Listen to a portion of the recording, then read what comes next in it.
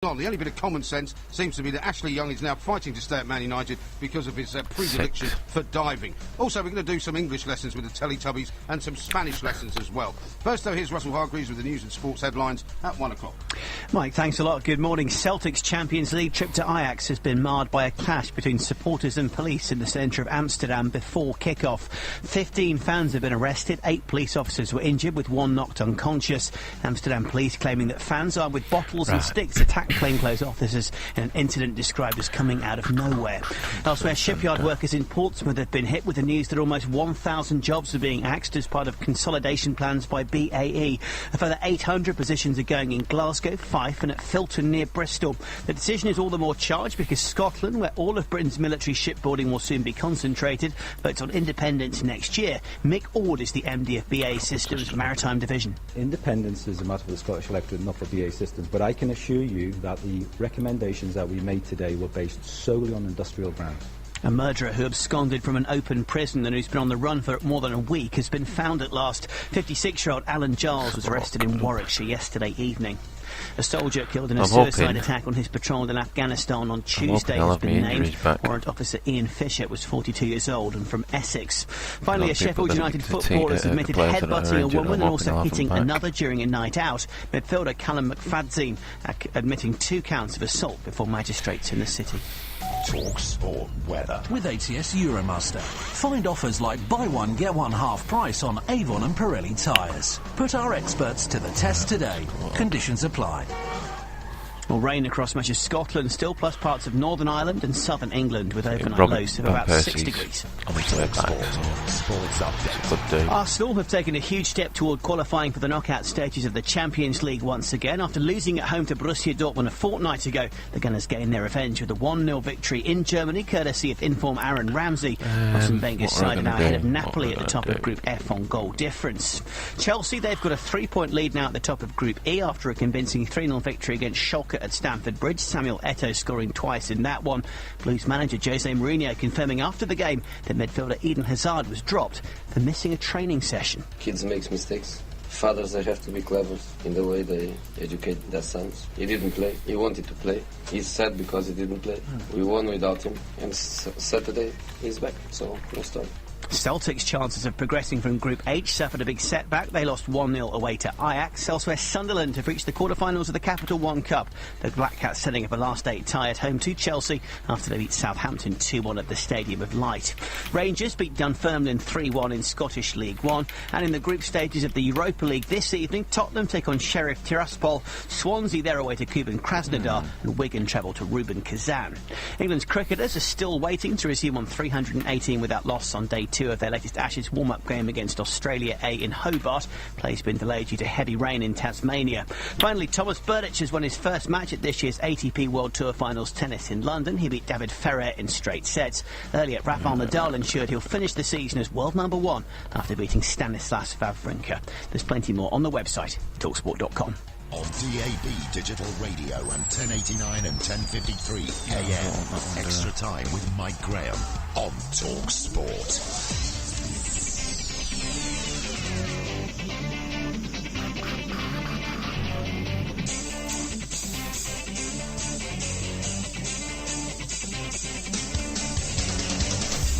Good morning, I'm Mike Graham and you're listening to Extra Time. We're keeping you entertained throughout the night. The football world has gone mad. It's official. Andre Villas-Boas still thinks he did the right thing with Hugo Lloris and his head injury. Jose Mourinho's getting flack for dropping Eden Hazard. And Arsenal fans have broken their 8-year vow of silence to shout from the rooftops about how they're going to win everything. There's a full-time whistle. What a result that is. A fist pump from Arsene Wenger and a shake of the hands with Steve Bold. For the first time, an English team has won in Dortmund at the Westfalen Stadium in the Champions League against Borussia Dortmund. A shake of the hands between Wenger and Klopp, and Arsenal have taken all 3 points.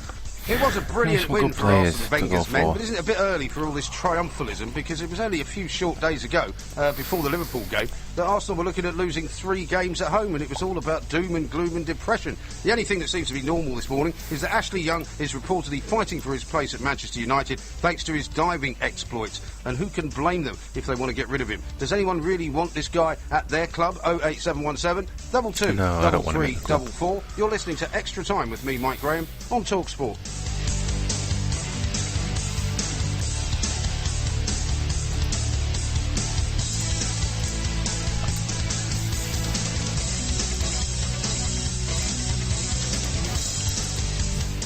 Nobody This wants is him Talk because he Sports died. Extra Time. I'm Mike Graham. Thanks very much indeed to Andy Goldstein and Jason Cundy for the Sports Bar. They'll be back, of course, tonight from 10 o'clock when there's going to be some Europa League games to talk about. Swansea, Tottenham and Wigan all in action. You'll be hearing updates on that throughout the course of the evening here on Talk Sport. Welcome, We've got guys, loads to the of stream Champions if League you're football new to talk to about. it. Fantastic win for Arsenal. Fantastic win for Chelsea. Disappointment for Celtic. We'll be getting to all of that coming up later on in the show. But the big question I've got for you this morning is that the collection of stories I'm looking at suggests to me that the world of football has gone temporarily insane. Andre Villas-Boas, for some reason, has decided to start attacking anyone that has criticised him for not allowing Hugo Lloris to leave the pitch. In fact, for not ordering him to leave the pitch. He started to say that, you know, he somehow feels insulted on behalf of the medical staff at Tottenham. He's banging on about how they saved the life of Fabrice Muamba. People seem to forget that it was a doctor from the crowd who actually saved the life of Fabrice Muamba. Yes, Tottenham behaved in a very good way. Yes, they had all sorts of medical people on standby. But in the end, you know, that is irrelevant. The point is that Hugo Lloris should have been made to leave the pitch, as we talked about a couple of nights ago.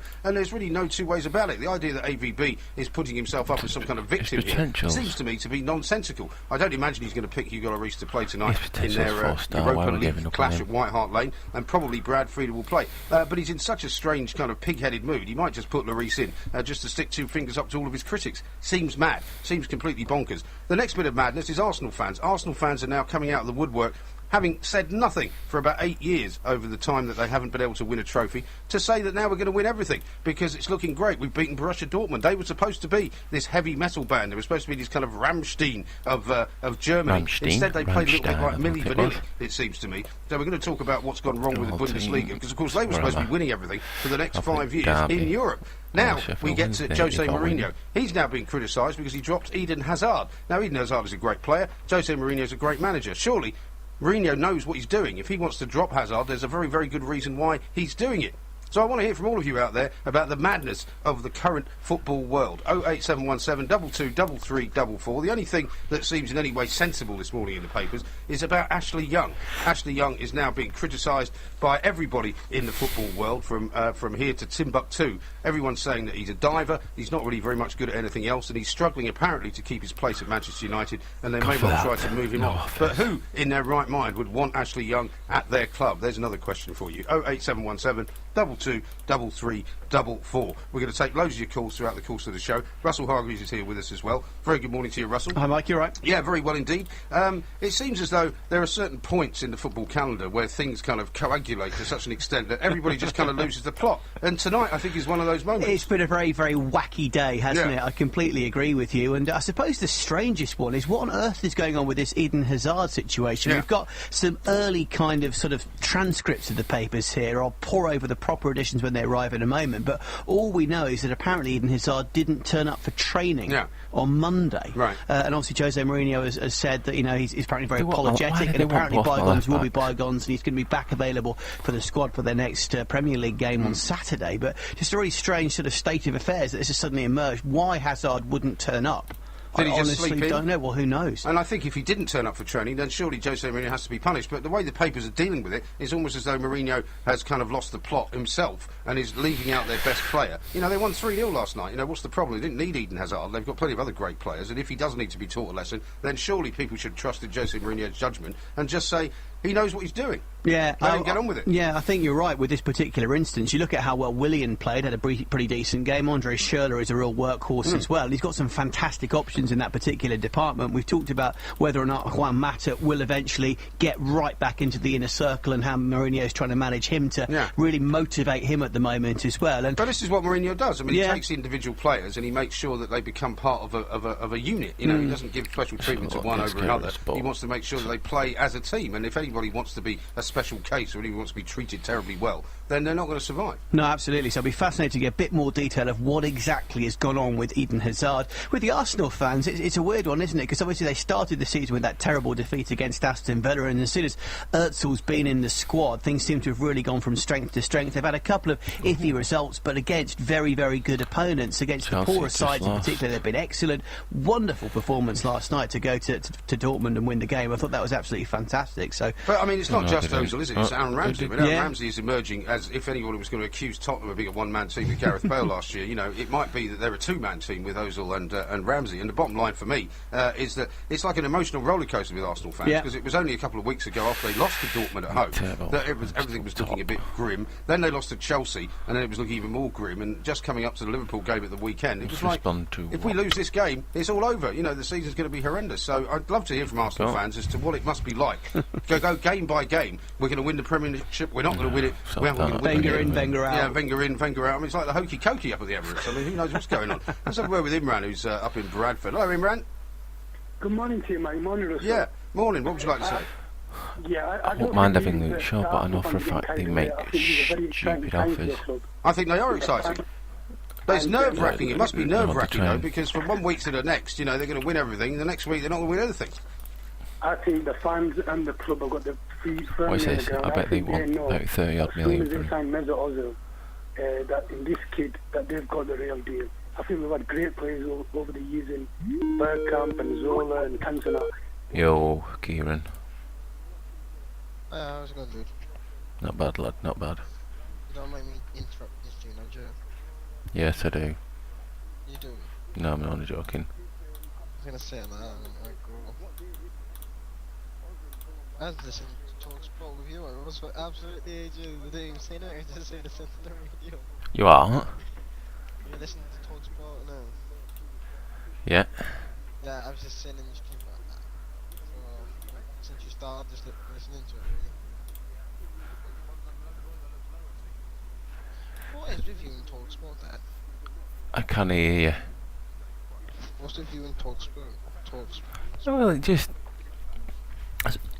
gives some, you know, they don't have to listen to me talking all the time as well. It gives something for them to, you know, the viewers to have listened to as well.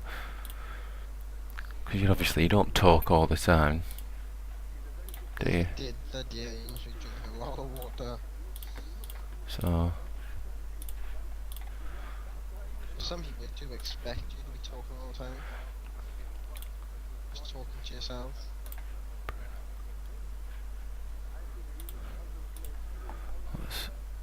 I know. Sometimes you sort of go back into yourself. So what else is when you explain something to someone, then tend to say someone else asks you exactly the same thing, you're like... Hang on, sorry, I'm just...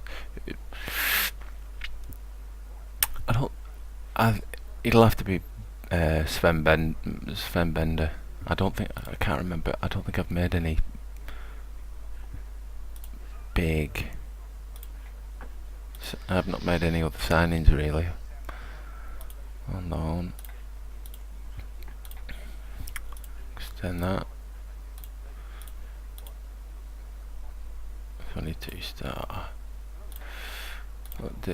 Rotherwell set to extend. Confirm that. Yeah, let's have a look. I don't think I've made anything. Can you show the tactic? The tactics. That's one. See, I've not set any team instructions or player instructions. I just control them fluid. I normally get my assistant to to do the team talks and things like that. That's one of them I use. Say if I'm at home or something like that, I'll use that one. If I'm away, probably against a good team, I'll probably use that. I'll probably try and use that. And then where's my other one? And that's just another attacking one that I try to use. Like I say, I don't set my team instructions. I've not got my head around this yet properly, what works best. So yeah, who else? I haven't really bought anybody, to be truthful with you. I'm gonna have to call you Mr. NJH. I bought this guy, but I'm still waiting for a work permit to come through for him. 19, bit of a half decent prospect, I think he was, if I can remember rightly.